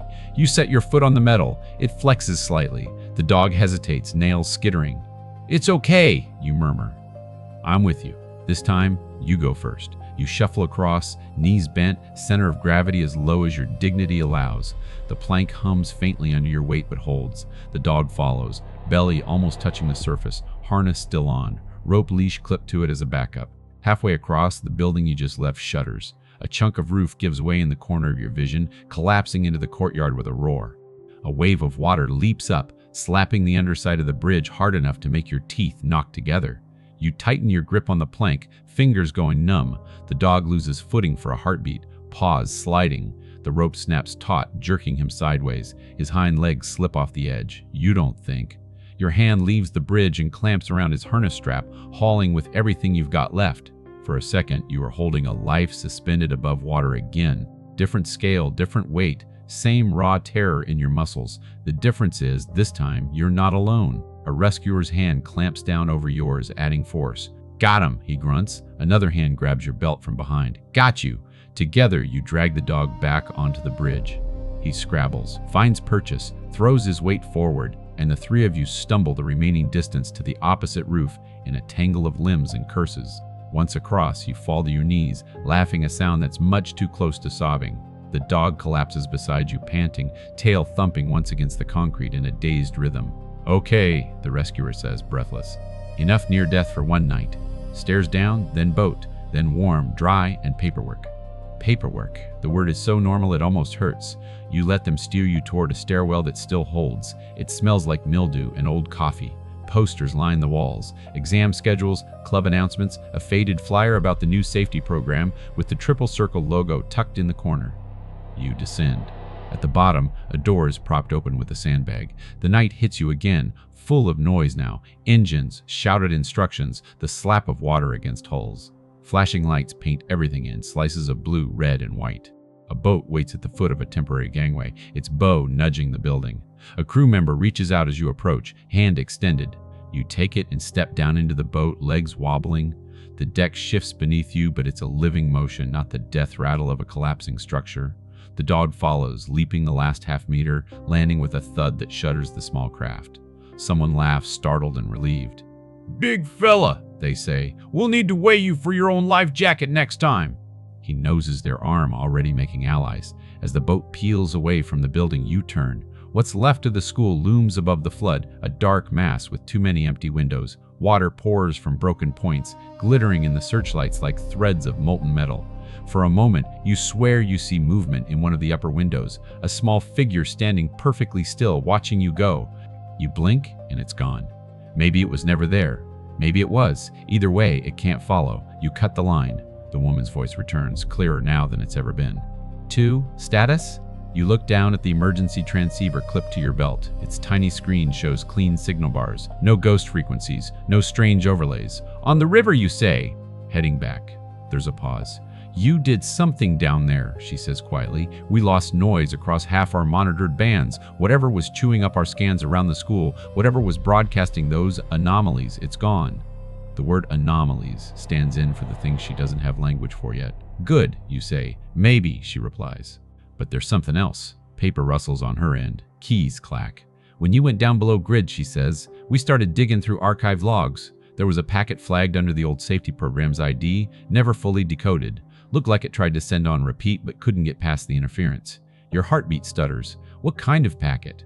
Audio, she answers. Short, marked emergency. Same frequency your unit locked onto when you first checked in tonight. The river rolls under you, nudging the boat. The dog presses against your leg again, as if he knows what's coming next is going to land hard. Do you want to hear it? She asks. You're not sure. You are sure. Yes, you say. Play it. There's a soft click through the earpiece, a reshuffling of connections. The night fades a little at the edges as your focus narrows to the tiny speaker by your ear. Static. Then a voice, not layered, not imitated, not stolen, thin with fear, cracked at the edges, but undeniably, painfully theirs. Emergency shelter. This is lower room 302, your child says. If anyone gets this later, we tried to be brave. The dog's head lifts. His ears tilt toward the sound coming from the device, as if recognizing it. We don't know if you can come, they continue, words tumbling. The teacher said maybe no. She said sometimes roads break, and that's not anybody's fault. Your lungs forget their job. You drag air in by force. I know Mom is trying, they say. So if you find this and you're not her, can you tell her something? The world shrinks to the size of that question. Tell her I'm not mad she was late, they say softly. Tell her I had the dog. He stayed with us. He's good. If he gets out, can you give him back? A wet sound like someone swallowing hard. And tell her I wasn't waiting for her, they finish. I was waiting with her, even if she was far away. The recording clicks off.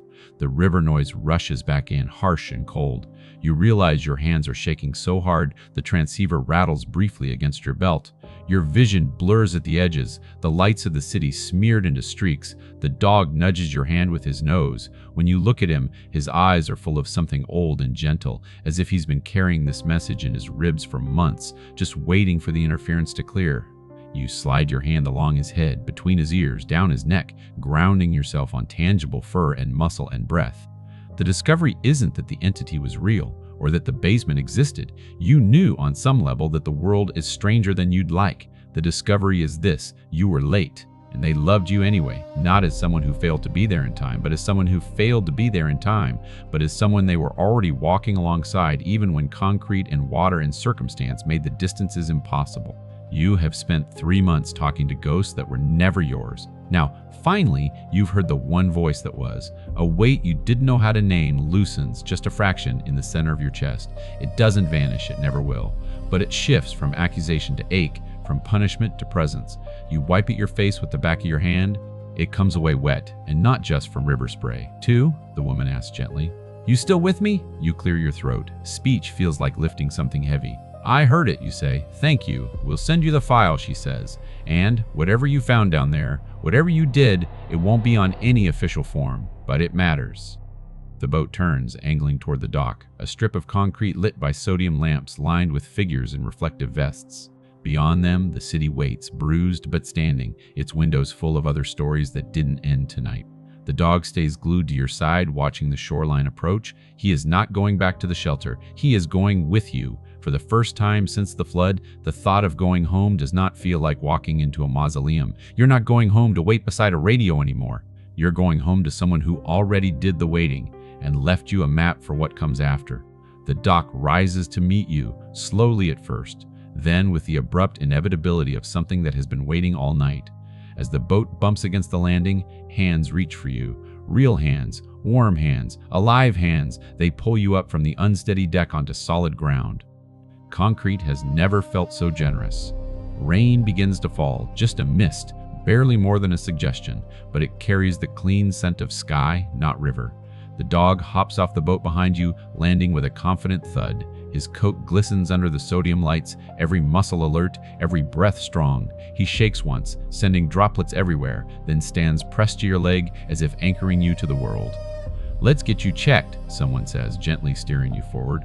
But checked sounds too much like processed, and you're not ready for forms or clipboards or fluorescent lights. Not yet. You stop just outside the tent where medical staff wait, the air inside bright and clinical. No, you say quietly. Not yet. I need a minute.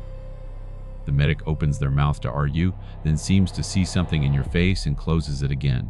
Stay close, they say, when you're ready. They step back. You breathe. The city hums around you, sirens, radios, engines, the distant thunder of water shifting through channels it was never meant to carve. But beneath all that, there is life again. Footsteps, voices, laughter faint and relieved, and above the hum, a single truth reverberates through your chest, soft and agonizing. You heard their voice. You heard the one thing you didn't know how to live without. The dog leans into you, warm where the night is cold. You place a hand on his head and let it rest there. Come on, you whisper. Let's go somewhere quiet. You move away from the emergency tent, slipping between clusters of responders. Nobody stops you. They see the dog. They see your expression. They know this isn't a conversation for neon lights and antiseptic air. At the edge of the dock, a bench sits beneath a flickering street lamp. You sit.